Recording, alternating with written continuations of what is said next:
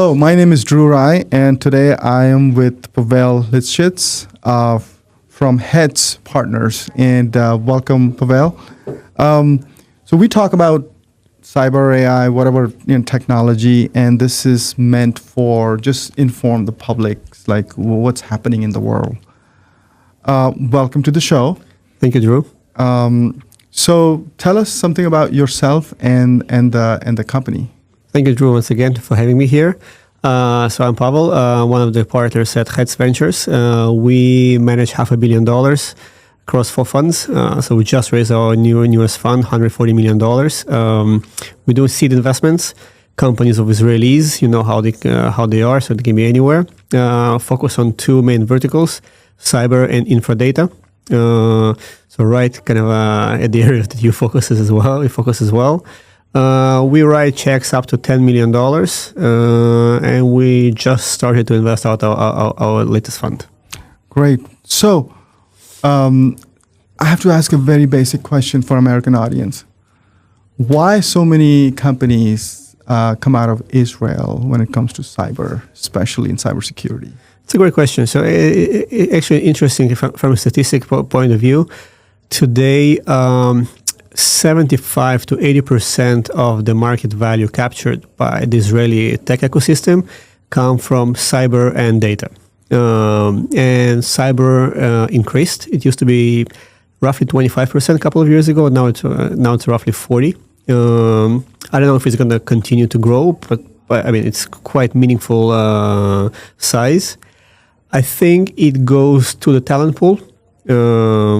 That would be the main reason, historical main reason, whether it's from the units like 8200, 81, and other units.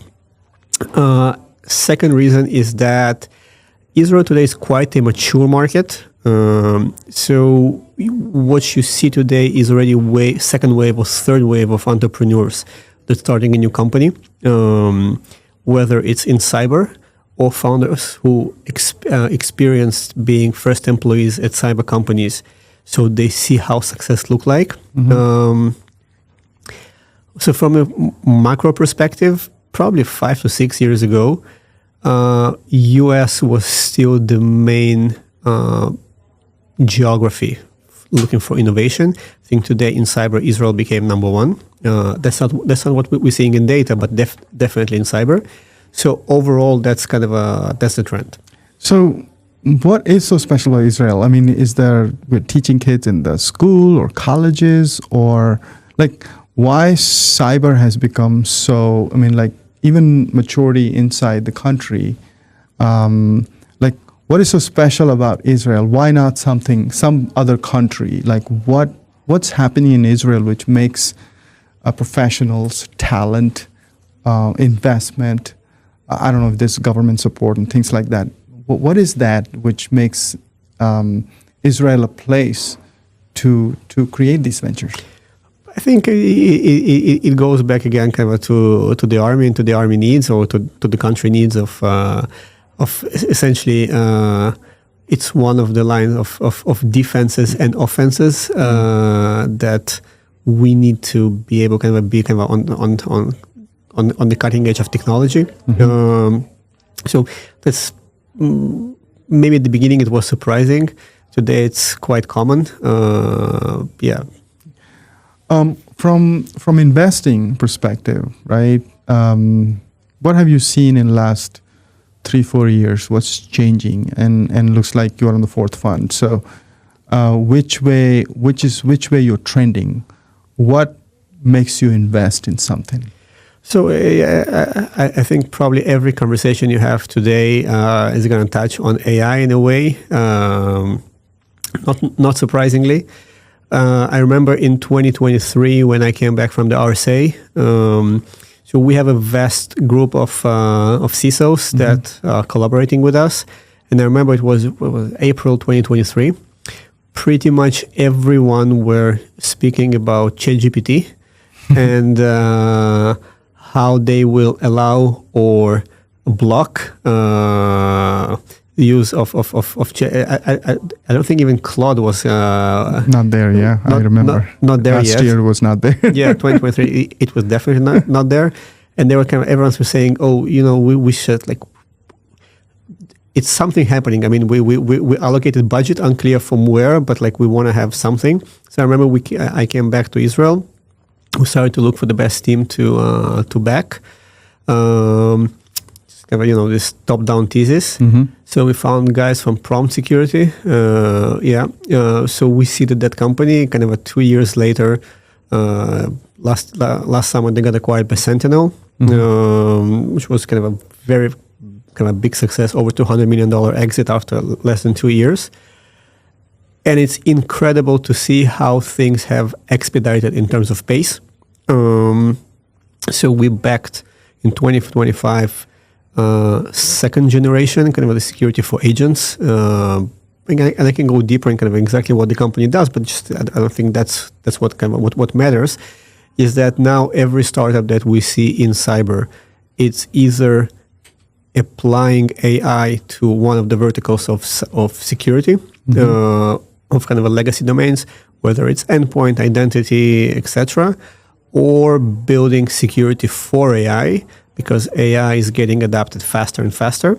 Although it's also interesting to see that even for security for agents, for example, when you talk to organizations, they are still lagging the adoption compared to what startups are pitching in terms of how fast it's actually getting adopted. Yeah, I have the same sort of conundrum. When you invest in companies, I guess you're looking for obviously great technology or agent now, or inference, if you want to call it. So do you have a dedicated due diligence folks who can sort out, because I'm sure you hear hundreds of stories which one to invest, which one not. How do you do technical due diligence? It's a great question. So today, Hetz investment team. So we are 3 partners, two principals.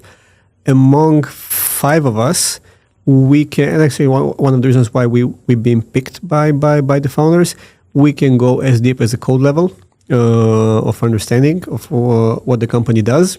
So we feel quite comfortable on the technical level. On the market level, it's more about that CISO network and just understanding what's out there, what they look for, what's on their roadmap in the next 12 to 24 months. So that's essentially brings all pieces of puzzle. Mm-hmm. But I would say the most important thing still is the team and the ability whether to validate how good they are. But it's Israel, so it's like a national sport of knowing to get to anyone. Yeah. How was your visit so far? I mean, I'm sure you heard a lot of folks. What do you call? Are you finding great founders in terms of the technology you're looking for with the really solid AI story? Sounds like. Yeah, so it's interesting also to your question about what have changed in the past 4 years. The market also changed in terms of the talent. There are more and more top teams trying to build a company. Mm-hmm. So the talent pool for cyber became bigger. However, still only the top decile is really get funded in terms of massive rounds. So proper rounds from top tier US Israeli cyber VCs. And the more we're gonna go in in that timeline, I think it's gonna be harder because every SAP category becoming just crowded. Mm-hmm. And as Gur said on the panel, in 2016 there was 35 endpoint companies at Black Hat. Essentially, CrowdStrike and Sentinel, they were the 2 who emerged. I do agree that there's in every category, there's going to be 1 or 2 winning companies, but we are seeing those 35 to 40 pretty much everywhere. So going forward, all right, your cybersecurity, you got your AI story, kind of sorted out. Now you got to prove with the technology, which you can assess. What's your exit look like? I mean, it's like, and you got a great, CISO network, which is great, which validates your ideas. Why would Sentinel or CrowdStrike or some other company or Cisco will buy this? When you think about exit, like, you got the CISO, which is great. You got great technology, which is great. Like, what does it take to entice a buyer of that caliber? Because most of them, this is like a strategic acquisition. These are not financial. There might be some situation though. What is that? Do they look for they must be paying for future, because that's what they're paying for. How do you kind of think about that exit aspect of, like, if I'm a founder, right, and I know what I'm building, and the good news is I got your CISO network, so I can validate my idea. But where is that angle to it? It's like, well, what is my exit? How do I think about that if I'm a founder? It's a great question. It's a question the founder asks. It's a question that a VC should ask himself. So at every given moment in time right now in Israel, there are probably a couple of dozen of public or just massive vendors that are trying or looking to buy a cyber company. Mm-hmm. It goes to kind of two regular suspects, usual suspects like Palo, CrowdStrike, Zscaler, and others. But you're also going to see companies that are not necessarily cyber companies, like you saw ServiceNow just acquiring Armis and acquiring Veza a few months before. We're seeing Datadog and a few others. So at any given moment in time, you're going to find corp dev, CPO, CTOs kind of flying into Israel looking for companies.